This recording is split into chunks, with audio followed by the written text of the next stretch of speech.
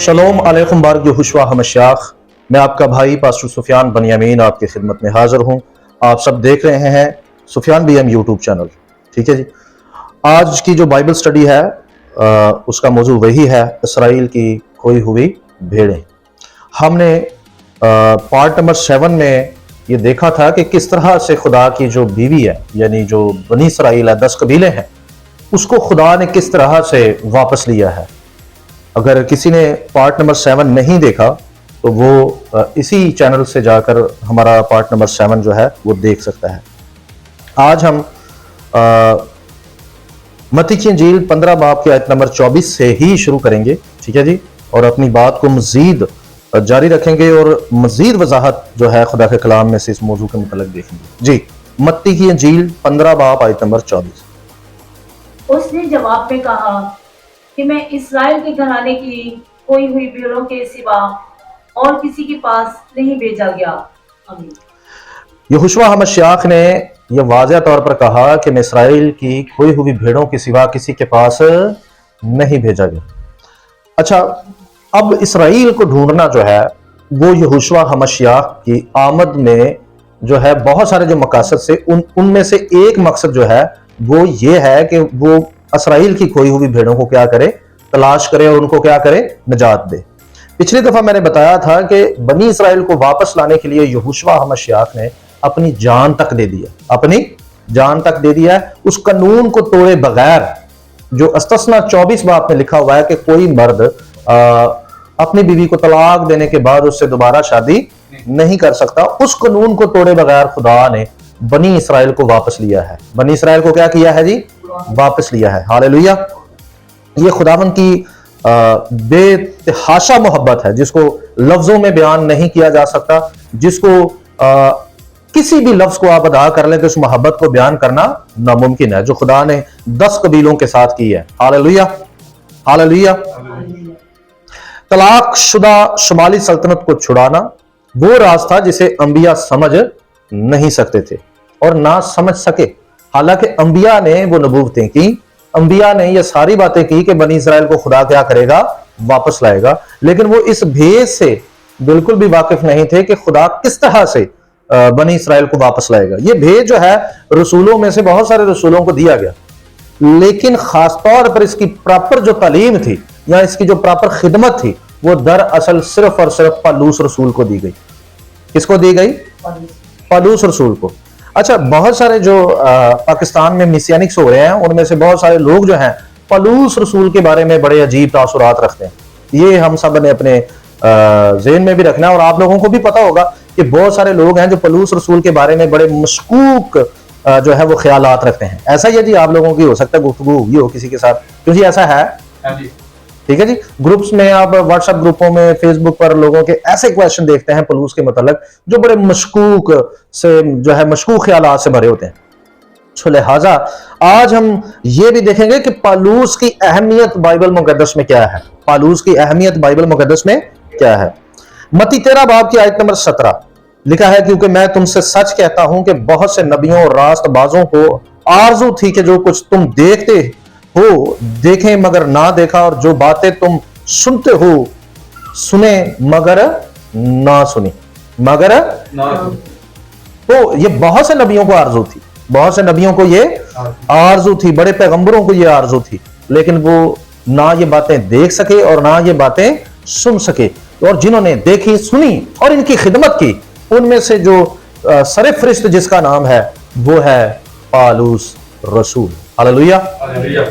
اچھا، میں یہ نہیں کہہ رہا کہ برت خداشہ کے جو خادم ہیں یا رسول ہیں ان میں سے کسی کو پتہ نہیں تھا، پتہ تھا اس بھید کا، لیکن خاص طور پر اس کی جو پراپر سمجھ تھی، اس بھید کی پراپر جو تعلیم خدا نے دی تھی وہ پالوس رسول کو دی تھی۔ ہاللویہ۔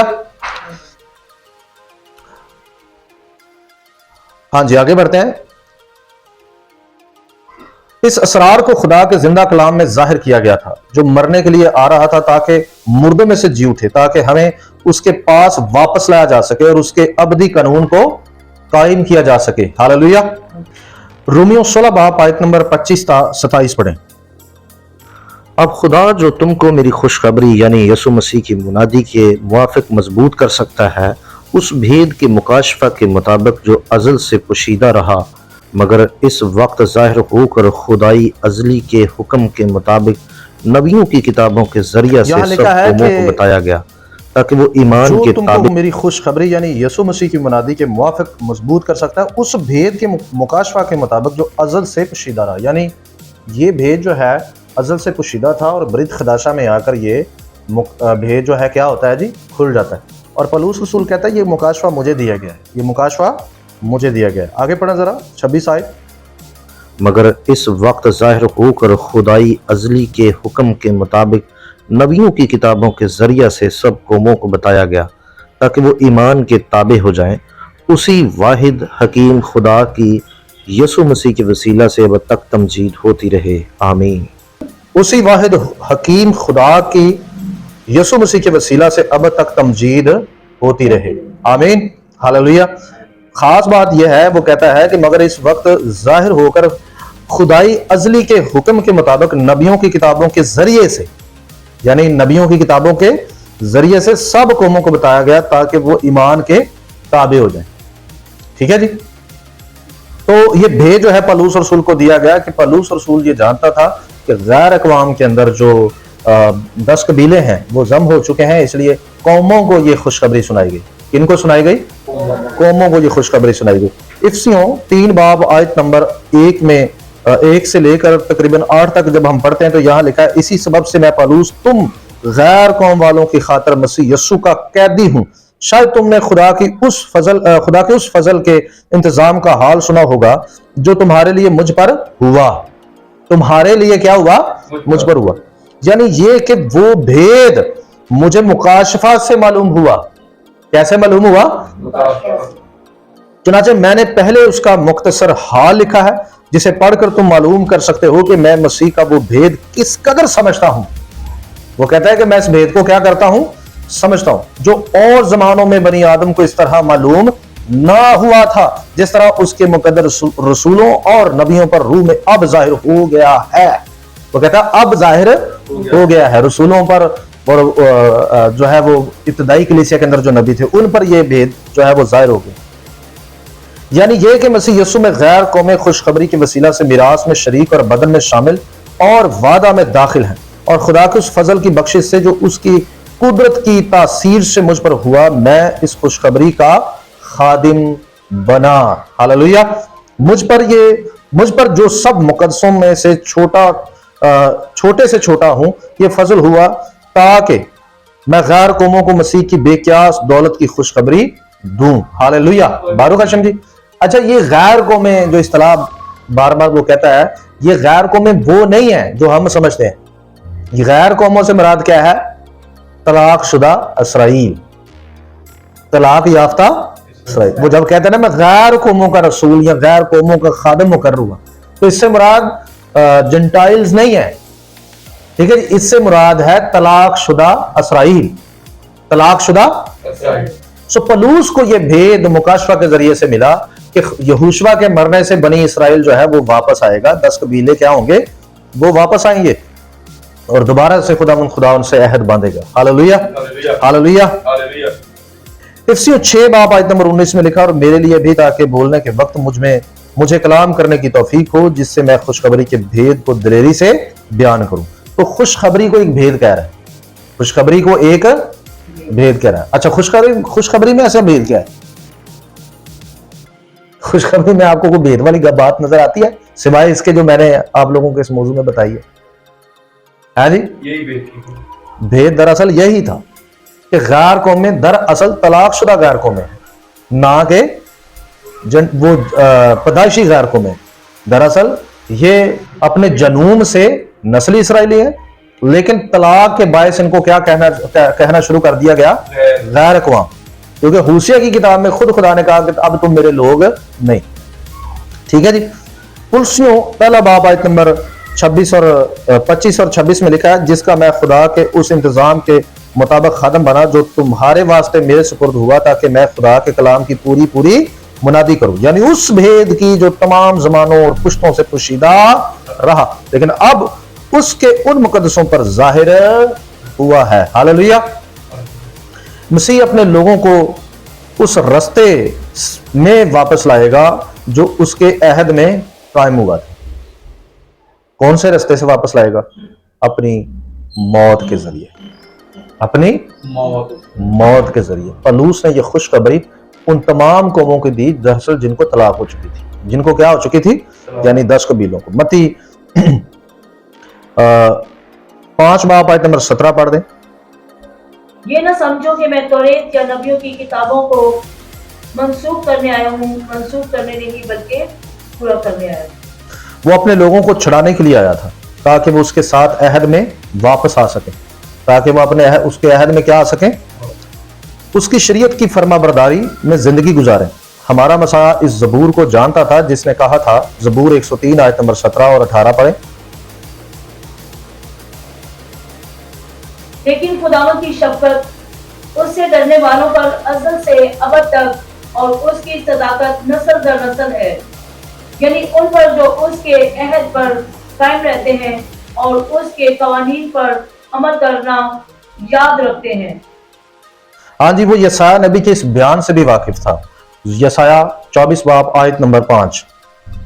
जमीन अपने बाशिंदों से नजिस हुई क्योंकि उन्होंने शरीयत को अधूर किया, आइन से मुनहरिफ हुए, अहद अब्दी को तोड़ा। अहद अब्दी को तोड़ा। मसीह के जमाने में यहूदी मरकजी तौर पर यहूदिया की सरजमीन में रिहाइश पजीर थे, लेकिन फिर भी कुछ और थे जो दूसरी कौमों में रह रहे थे, अब खुदावंद चाहता था कि ये सारे वापस कहाँ हैं? अहद में। इसलिए तो रेत कायम है। जो जो तो रेत में कायम होता जाएगा वो अहद में क्या होता जाएगा? कायम होता जाएगा। हालेलुया।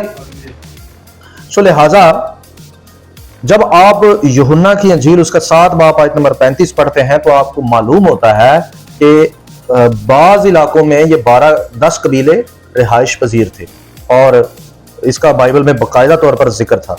2 कबीले तो वहां रहते थे फलस्तीन की सरजमीन पर रोम की हुकूमत के दौरान, ठीक है ना जी। लेकिन ये 10 कबीले भी इर्द गिर्द थे जिनमें मसाया जाना चाहता था, जिनको मसाया जानता था कि वो यहां बैठे हुए हैं। मेरी बात को समझ रहे हैं? इनका जिक्र आप पढ़ें यूहन्ना 7 आयत नंबर 35, यूहन्ना की इंजील। यहूदियों ने आपस में कहा कि ये कहां जाएगा कि इसे ना पाएंगे? क्या उनके पास जाएगा जो यूनानियों में जा बजा रहते हैं और यूनानियों को तालीम देगा? हाँ जी, क्या उनके पास जाएगा जो यूनानियों में जा बजा रहते हैं और यूनानियों को तालीम देगा?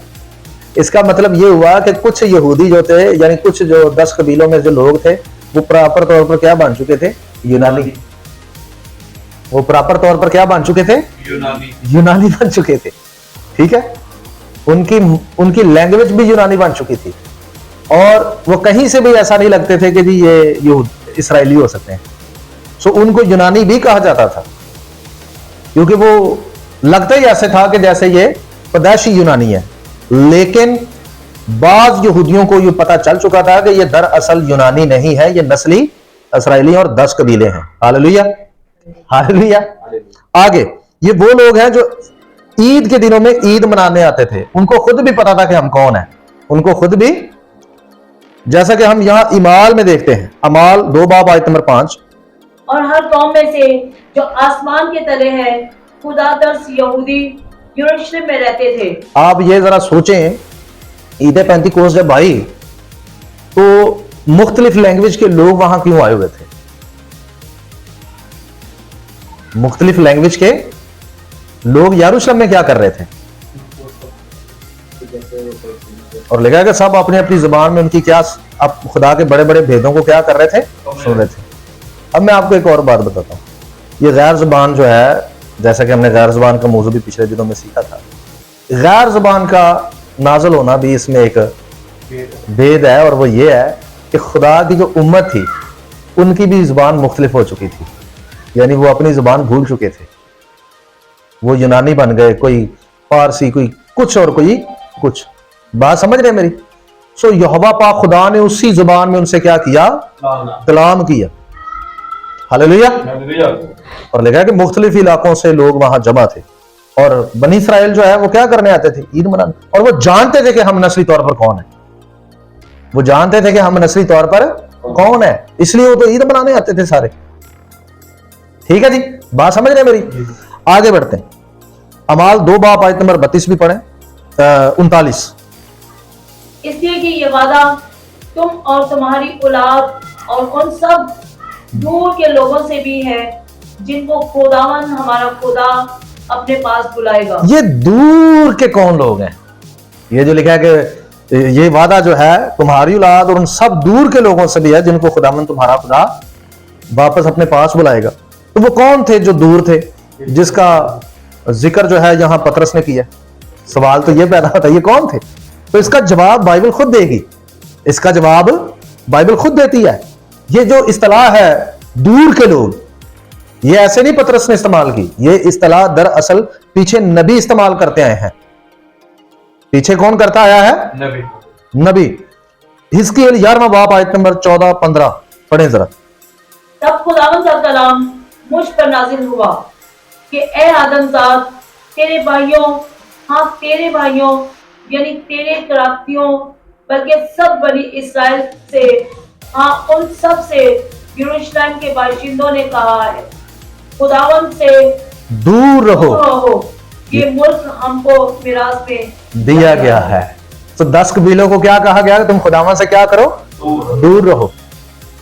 ये मुल्क हमको दिया गया, तुम्हें तो तलाक दे दी गई। तो दूर के लोग किसे कहा गया है? 10 कबीलों। हालेलुया। तो जब पतरस ने ये कहा कि तुम्हें और तुम्हारी औलाद से जो वादा किया गया, और लिखा कि वो सब दूर के लोगों से भी, ये वादा किनके साथ है जी? तुम्हारे साथ और तुम्हारी औलाद और उन दूर के लोगों से भी है। ये दूर के लोग कौन है? 10 कबीले। Hallelujah, hallelujah. इसके अलावा हमारे मसाया की तवज्जो इसराइल की खोई हुई भेड़ों को दोबारा जमा करने पर थी। बारूक हाशिम जी, अगरचा शुमाली रियासत का बरूनी ममालिक में जम होना अच्छी तरह से जारी था, लेकिन मुकम्मल नहीं हुआ था। अभी मुकम्मल तौर पर वो जम नहीं हुए थे। तमाम शुमाली सल्तनत अभी तक नहीं भूली थी कि वो कौन थे। दर हकीकत कुछ ऐसे थे जिन्होंने खुद को पहचान लिया था कि हम कौन है, हालेलुया, और तस्लीम किया कि वो कौन थे। एक मिसाल हन्ना नबिया हो सकती है। ठीक है जी, हन्ना नबिया लूका 2 बाब आयत नंबर 36 पढ़ दें। और आशर के कबीला में से हन्ना नाम फनूएल की बेटी एक नबिया थी। वो बहुत उम्र रसीदा थी और उसने अपने कंवारपन के बाद 7 बरस एक शोहर के साथ तो गुजारे। हन्ना नबिया जो है वो कौन से कबीले से थी? आशर के कबीले। और उसने अपनी पहचान कायम रखी, उसको पता था कि मैं किस कबीले से हूं। लूका को भी पता था। मेरी बात समझ रहे हैं आप लोग? 10 कबीलों में से बहुत सारे लोग मसाया के दौर में भी ऐसे थे जो अपने आप को जानते थे कि हम कौन है। लेकिन जो यहूदा का कबीला था वो भी जो है इन 10 कबीलों को दूर रहने के लिए कहता रहा है हिजकिय्याह के दौर से कि भाई तुम लोग दूर रहो, ये जमीन हमको अब दे दी गई है। ये जमीन है। अब भी बहुत सारे जूश जो हैं, जूश रबाई जो हैं, वो यही मानते हैं कि असल में 10 कबीलों का वो अब हिस्सा या मिरास हमारे साथ नहीं है। असल में वो इस भेद को नहीं जानते कि किस तरह से खुदा ने उनको वापस बुलाया है, बहाल किया है। हालेलुया। अगर आप यहोशुआ हमशयाह के मुतल्लक, उनकी तालीमात के मुतल्लक प्रॉपर तौर पर ये जान जाएं कि किस तरह से उन्होंने 10 कबीलों को वापस लिया, तो आपका दिल शादमानी से भर जाएगा। बारूक हाशिम, यहोशुआ हमशयाह ये जानते थे कि ये आसपास के इलाकों में रहते थे, इसलिए मसीह की तवज्जो उन पर मरकूज थी। गौर करें मत्ती 10 बाब आयत नंबर 5, 6, 7 और 8। इन 12 को यीशु ने भेजा और किनको? 12 को। कहां भेजा? यीशु ने भेजा। और क्या लिखा है? और उनको हुक्म देकर कहा, गैर कौमों की तरफ न जाना और सामरियों के किसी शहर में दाखिल न होना, बल्कि इस्राएल के घराने की खोई हुई भेड़ों के पास जाना। हालेलुया। देखें जी, तवज्जो मरकूज है मसाया की। मसाया ने बाकायदा तौर पर 12 रसूलों को मखसूस करके उन सब के पास भेजा था जो इस वक्त ऐसी हालत में थे जो बिल्कुल गैर कौमों की तरह लगते थे। ठीक है जी, आगे।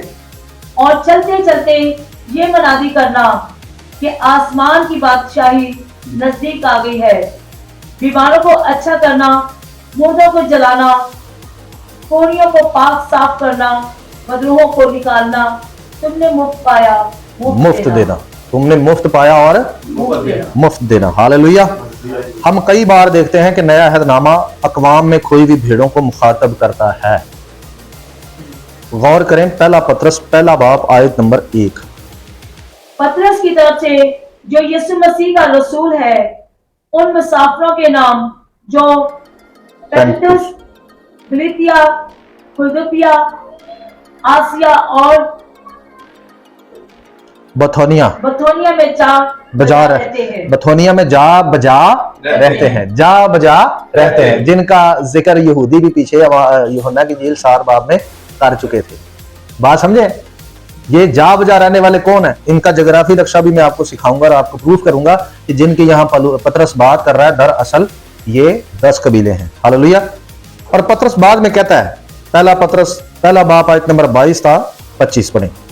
लिखा है, चूंकि तुमने हक की ताबेदारी से अपने दिलों को पाक किया है, जिससे भाइयों की बेरिया मोहब्बत पैदा हुई, इसलिए दिलो जान से आपस में मोहब्बत रखो, क्योंकि तुम फानी तुखम से नहीं बल्कि गैर फानी से खुदा के कलाम के वसीला से जो जिंदा और कायम है नए सिरे से पैदा हुए हो। चुनाचे हर बशर घास की मानद है और उसकी सारी शान व शौकत घास के फूल की मानद। घास तो सूख जाती है और फूल गिर जाता है, लेकिन खुदावन का कलाम अब तक कायम रहेगा। ये वही खुशखबरी का कलाम है जो तुम्हें सुनाया गया। अब ये बात किनसे की जा रही है? उनको कह रहा है कि नए सिरे से क्या हो जाओ, पैदा हो जाओ, क्योंकि तुम तो मार चुके हो। तुम तो क्या हो चुके हो? जिसका वजूद मिट जाए, क्यों जी? और अगर वो दोबारा जिंदा होना चाहे, उसको यहां तो नए सिरे से पैदाशुदा कहा जाता है या नया मखलूक कहा जाता है। उसे क्या कहा जाता है? फिर वो इन अगली आयात से तस्दीक करता है कि वो किससे बात कर रहा है। वो बताता है कि मैं ये बात किससे कर रहा हूं। बड़ी दिलचस्प बात है। बाब 2 आयत नंबर 2, 3, 4, बल्कि ये हम पढ़ेंगे 9 आयत तक। पढ़ दें जी। नौजाद बच्चों की मानद खालिस रूहानी दूध के मुश्ताक रहो, ताकि उसके जरिए से निजात हासिल करने के लिए बढ़ते जाओ। अगर तुमने खुदावंद के मेहरबान होने का मज़ा चखा है, उसके यानी आदमियों के रद्द किए हुए पर खुदा के चुने हुए और कीमती जिंदा पत्थर के पास आकर तुम भी जिंदा पत्थरों की तरह रूहानी घर बनते जाते हो, ताकि काहिनों का मुकद्दस फिरका बनकर ऐसी रूहानी कुर्बानियाँ चढ़ाओ जो यीशु मसीह के वसीला से खुदा के नज़दीक मकबूल होती हैं। चुनांचे किताब मुकद्दस में आया है कि देखो, मैं सयून में कोने के सिरे का चुना हुआ और कीमती पत्थर रखता हूँ, जो उस पर ईमान लाएगा हरगिज शर्मिंदा ना होगा। बस तुम ईमान लाने वालों के लिए तो वो कीमती है, मगर ईमान ना लाने वालों के लिए जिस पत्थर को बीमारों ने रद्द किया वही कोने के सिरे का पत्थर हो गया और ठेस लगने का पत्थर और ठोकर खाने की चट्टान हुआ, क्योंकि वो नाफरमान होकर कलाम से ठोकर खाते हैं और इसी के लिए मुकर्रर भी हुए थे। लेकिन तुम एक बरगजीदा नस्ल, शाही कहानों का फिरका, मुकद्दस कौम और ऐसी उम्मत हो जो खुदा की खास मलकियत है, ताकि उसकी खूबियां जाहिर करो जिसने तुम्हें तारीकी से अपनी अजीब रोशनी में बुलाया है।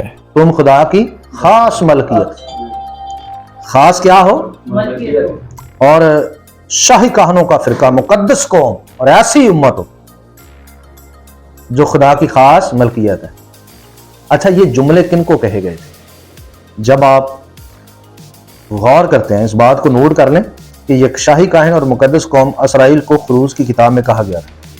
किसको कहा गया था? और पतरस ने वही इक़्तिबास इस्तेमाल किया, क्योंकि पतरस जानता था कि वो कौन लोग हैं और वो किन से बात कर रहे हैं। पतरस जानता था। खुरूज 19 बाब आयत नंबर 6 में लिखा, और तुम मेरे लिए काहिनों की एक ममलकत और एक मुकद्दस कौम होगी। इन ही बातों को तो बनी इसराइल को सुना देना। मुकद्दस कौम किसको कहा गया? बनी इसराइल को। और शाही काहिन किनको कहा गया? इसराइल को। और वही जुमले खुरूज 19 बाब आयत नंबर 6 का इक़्तिबास दोबारा से जनाब पतरस उठाकर अपने खत में इस्तेमाल करते हैं और वो कहता है कि तुम खुदा की खास क्या हो? मलकियत हो। तुम खुदा की खास मलकियत हो, जिसने तुम्हें तारीकी में से अपनी अजीब रोशनी में क्या किया है? बुला लिया है। हालेलुया। पहला पतरस 2 बाब के आयत नंबर 10 में फिर वो कहता है, पहले तुम कोई उम्मत ना थे। अब ये होसिया का इक़्तिबास इस्तेमाल किया उसने। कौन सा? मगर अब खुदा की उम्मत हो, तुम पर रहमत ना हुई थी मगर अब तुम पर रहमत हुई। पतरस यहाँ वही जुबान इस्तेमाल करता है जो इसराइल की खोई हुई भेड़ों के बारे में सहीफों में पाई जाती है। इसके लिए देखें यशायाह 7:8 पढ़ देंगे। क्योंकि अराम का दारुल सल्तनत दमिश्क ही होगा और दमिश्क का सरदार रजीन, और 65 बरस के अंदर इफ्राइम ऐसा कट जाएगा कि कौम ना रहेगा। तुम कोई उम्मत ना थे, तुम कोई उम्मत ना थे, ठीक है जी, तुम कोई उम्मत ना थे, अब तुम खुदा की क्या हो। सहीफों में क्या कहा गया कि तुम कट जाओगे और मेरी उम्मत नहीं रहोगी, मेरी कौम नहीं रहोगी। होसिया पहला बाब आयत नंबर 9 और 10 में लिखा, और उसने फरमाया कि उसका नाम लू एमी रख, क्योंकि तुम मेरे लोग नहीं और मैं तुम्हारा नहीं हूंगा। तो भी बनी इसराइल दरिया की रेत की मानत बेशुमार व बेकियास होंगे, और जहां उनसे ये कहा जाता था कि तुम मेरे लोग नहीं, तो जिंदा खुदा के फरजंद कहलाएंगे। जिंदा खुदा के, यहां तक यकूब भी कहता है, पहला बाप आयत नंबर पहली यकूब का खत, वो कहता है खुदा के और खुदावंद यीशु मसीह के बंदा यकूब की तरफ से उन 12 कबीलों को जो जा बजा रहते हैं सलाम पहुंचे। Hallelujah hallelujah. पतरस ने भी खत किनको लिखा? जो जा बजा रहते हैं उनको लिखा। बारू काशिम, बात समझ अब आ रही है आपको? हम जानते हैं कि ये अल्फाज अफराइम के बारे में बोले गए, वो वाकई एक बार फिर पूरे होते हुए देखे जा सकते हैं। जो पहले बोले गए दोबारा वही बोले गए। बारू काशिम, कैसे रसूल कैसे किसी गैर कौम को ये कह सकते हैं वही अल्फाज जो 10 कबीलों को कहे गए? कह सकते हैं जी? नहीं। ये कोई पाकिस्तानी पादरी तो नहीं है, नहीं एक आयत उठाई और शुरू हो गए है जी। तो जिसको अंधाधुंध सरमन कहा जाता है रसूल या नबी वो तो नहीं है। रसूल कभी भी किसी भी इक्तबास को ऐसे इस्तेमाल नहीं करते, यानी टेवा मनादी उनकी नहीं थी। उनकी तालीमात बड़ी ठोस और बड़ी दुरुस्त थी। हालेलुया। उन्होंने यहां पर वही अल्फाज इस्तेमाल किए क्योंकि वो जानते थे कि जिनसे ये बातें पहले सहीफों में कही गई हैं, अब आज उनसे दोबारा उनकी नस्लों से हम यहां दोबारा मुखातिब हैं। हालेलुया। लिहाजा वही बातें उन्होंने उनसे कही कि पहले तुम कोई उम्मत नहीं थे लेकिन अब तुम खुदा की क्या हो? उम्मत हो। ठीक है जी। पैदाइश 48 बाप आयत नंबर 18 में लिखा है, उसके बाप ने ना माना और कहा है मेरे बेटे मुझे खूब मालूम है इससे भी एक ग्रोह पैदा होगी और ये भी बुजुर्ग होगा, पर उसका छोटा भाई उससे बहुत बड़ा होगा और उसकी नस्ल से बहुत सी कौमें होंगी।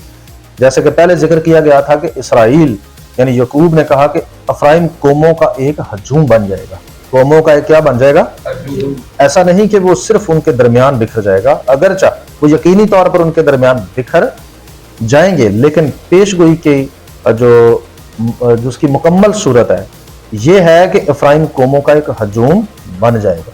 कौमों का एक क्या बन जाएगा? सिर्फ बिखरे हुए नहीं। याद रखें, कौमों की कसरत के लिए इब्रानी में जो लफ्ज इस्तेमाल हुआ है वो है मेलोहा गायूम, जिसका मतलब है कौमों की भरपूरी, कौमों की। ठीक है जी। बारू काशिम, अगली दफा हम यहीं से शुरू करेंगे और खुदा के कलाम को मजीद सीखते जाएंगे। खुदा आप सबको बरकत दे। शलोम अलैकुम।